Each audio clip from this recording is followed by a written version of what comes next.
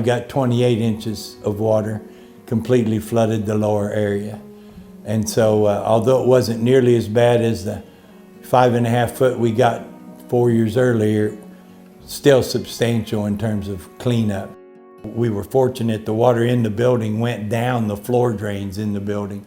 So all it left was the mud silt, which was about 1/4 to 1/2 inch on the floor and along the walls where the waters were.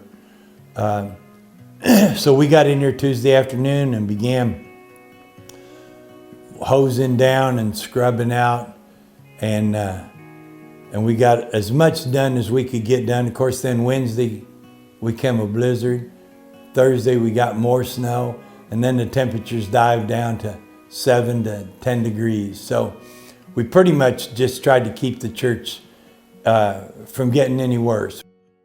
In Kentucky, we've had a number of disaster events over the last 3 or 4 years that we've called historic, and this is another historic one. What's so historic about this flood is that it's impacted the entire Commonwealth of Kentucky at the same time. So we have flooding in all of our presbyteries in Kentucky, Western Kentucky, Mid-Kentucky Presbytery, Transylvania Presbytery, and a little bit of Kentucky is Cincinnati Presbytery. The greatest impacts are here in Transylvania Presbytery in eastern Kentucky.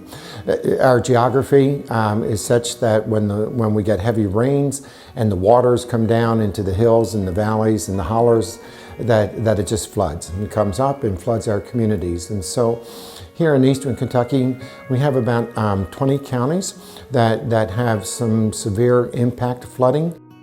We're now standing at McGuire Presbyterian Church in Beattyville, Kentucky, Lee County. It's this church had 6 feet of water in it in 2021, but the entire downtown in this small town was impacted, and the same thing has happened again. Now, not at the same levels, but everybody was just coming back. We were beginning to thrive again. This congregation found a renewed witness and promise of light and hope in this community because they're here and they survived the 6-foot flood. 7 days later, we have brothers and sisters from the presbytery here cleaning up in partnership. The fact that we have grant approvals in that time is just a testimony to the great giving we can do as Presbyterians through one great hour of sharing. God takes care of us, and the people that we get to meet along the way are friendships and relationships that we'll pick up again when we get to glory. But the people who come are a blessing, but I also think they receive a blessing.